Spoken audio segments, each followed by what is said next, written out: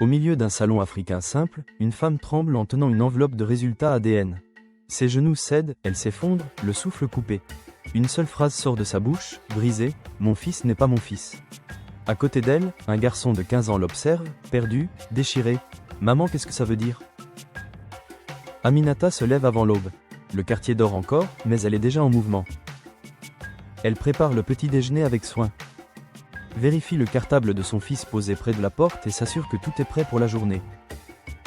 Avant de le réveiller, elle reste quelques secondes à l'observer. Il dort paisiblement. Elle murmure en elle-même qu'elle tient bon pour lui.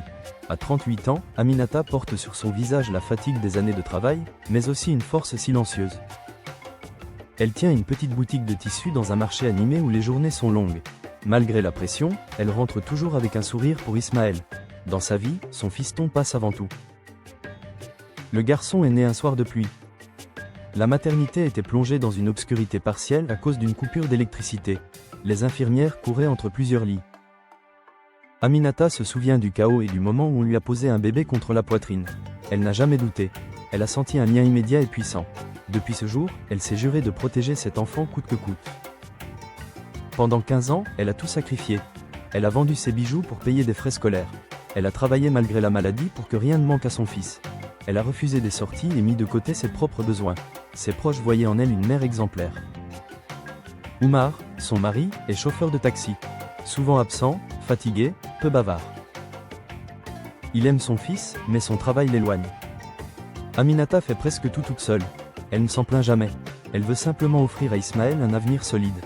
Le quotidien est simple mais rempli d'amour. Les soirées sont calmes. Les rires du garçon éclairent la maison même lorsque la fatigue pèse sur les épaules de sa mère. Aminata vit pour ces moments. Un détail vient pourtant perturber cette harmonie. Un matin, une voisine bavarde s'arrête devant la boutique. Elle observe longuement Ismaël, puis fait remarquer qu'il ne ressemble pas du tout à sa mère. Elle ajoute que c'est étrange et que l'enfant prend les traits de quelqu'un d'autre. Aminata sourit pour cacher sa gêne. Elle répond que les enfants changent en grandissant. La voisine insiste. Aminata met fin à la conversation, mais ces mots restent gravés dans son esprit.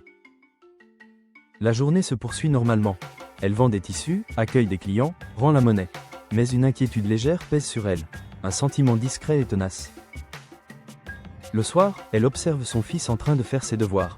Elle regarde ses mains, son visage, sa concentration. Une question traverse son esprit. Elle la rejette aussitôt, presque honteuse de l'avoir pensée. Pourtant, quelque chose s'est mis en marche. Une petite fissure vient d'apparaître dans une histoire jusque-là parfaite. Une pensée qui se répète, avec une impression qui refuse de disparaître.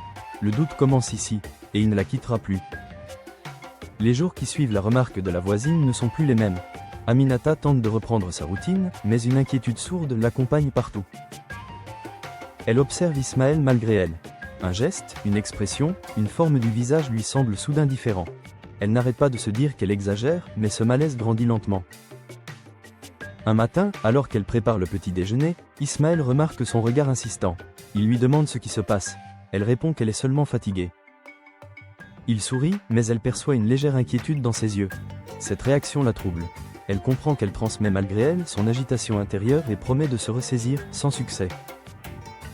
Quelques jours plus tard, l'école distribue aux parents les résultats d'un dépistage sanguin effectué sur les élèves. En lisant la fiche d'Ismaël, Aminata s'arrête net. Le groupe sanguin annoncé n'a rien à voir avec le sien ni avec celui d'Oumar. Elle cherche une explication logique. Sans doute une simple erreur, un test approximatif. Mais elle garde la feuille. Elle n'arrive pas à la jeter. Elle en parle à Oumar un soir. Sa réaction la glace. Il arrache la fiche et la froisse. Il dit que ces tests ne veulent rien dire et qu'elle se laisse perturber par les commérages du quartier. La colère dans sa voix, soudaine et violente, surprend Aminata. Il ne s'était jamais emporté ainsi. Elle sent qu'il cache quelque chose, même si elle ne peut pas encore définir quoi. Les nuits deviennent pénibles. Elle repense à la nuit de la maternité, à l'obscurité, aux cris, à l'improvisation. Elle n'avait jamais revu les autres mères présentes ce soir-là. Elle se demande si une erreur peut réellement avoir eu lieu. Un soir, en cherchant un document, elle tombe sur un vieux sac contenant des papiers médicaux. Un bracelet d'identification glisse au sol. Le prénom inscrit n'est pas celui d'Ismaël ni le sien. Son cœur s'accélère. Elle lit et relit les lettres. Comment un tel bracelet s'est retrouvé dans leurs affaires? Elle appelle Oumar pour lui demander des explications. Il ne répond pas. Elle entend pourtant son téléphone vibrer dans une autre pièce. Cette absence de réaction ajoute au malaise. Assise sur le bord du lit, elle sent l'étau se resserrer. Le doute n'est plus un simple trouble, c'est un mur qui se dresse devant elle. Elle a peur de ce qu'elle découvrira, peur de perdre ce qu'elle a construit, mais elle comprend qu'elle ne peut plus ignorer ces signes. Elle doit savoir. À ce moment, la fissure devient une fracture. Rien ne sera plus comme avant. Aminata ne supporte plus l'incertitude. Dès le matin, elle se rend à l'hôpital où Ismaël est né. Les couloirs réveillent en elle des souvenirs confus. Elle demande à voir quelqu'un qui travaillait lors de son accouchement. Après quelques minutes, une infirmière aux cheveux gris s'avance. Elle s'appelle Marie et semble surprise d'entendre la date mentionnée. Elle prend un long moment avant de parler.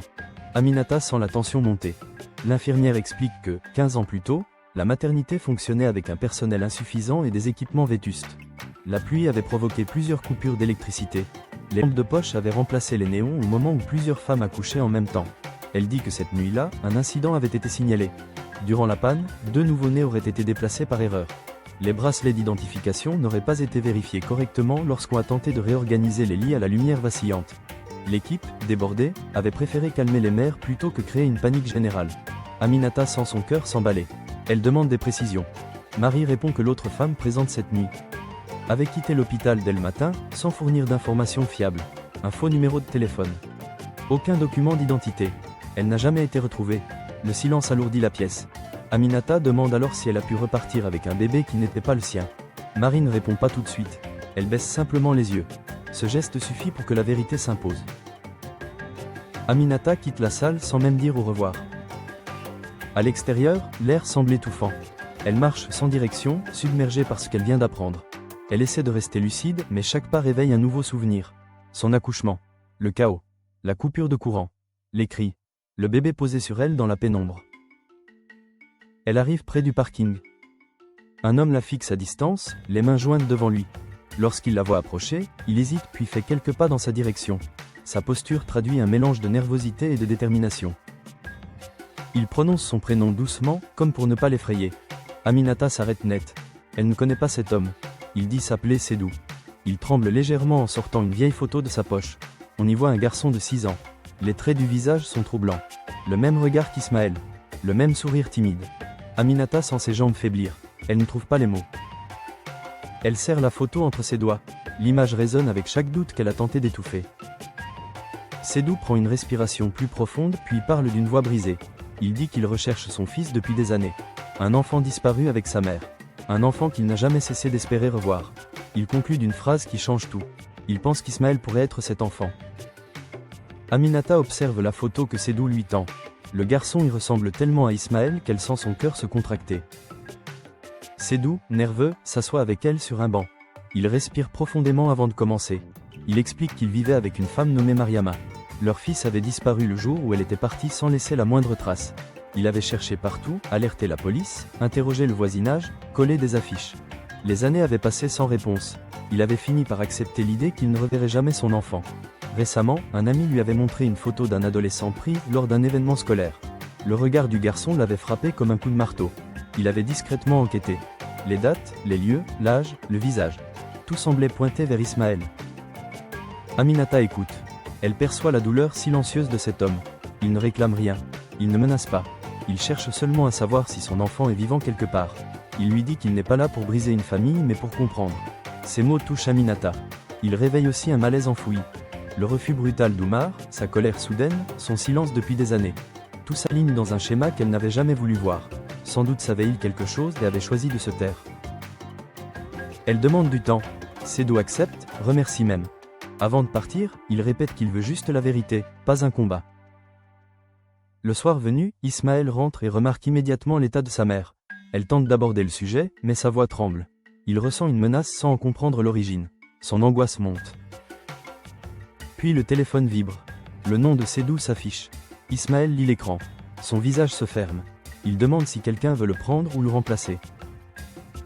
Aminata tente de le rassurer, mais il recule, blessé et paniqué.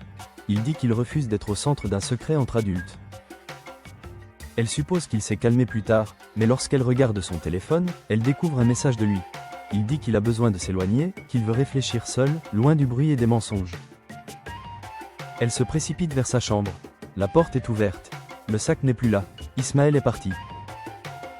Aminata sort dans la rue en pleine nuit, incapable d'attendre une minute de plus. Elle appelle le nom de son fils encore et encore. Aucun signe. Son cœur bat à un rythme douloureux. Elle imagine le pire. Sans doute qu'il se sent trahi. Ou qu'il pense avoir été aimé par erreur. Cette idée la brise.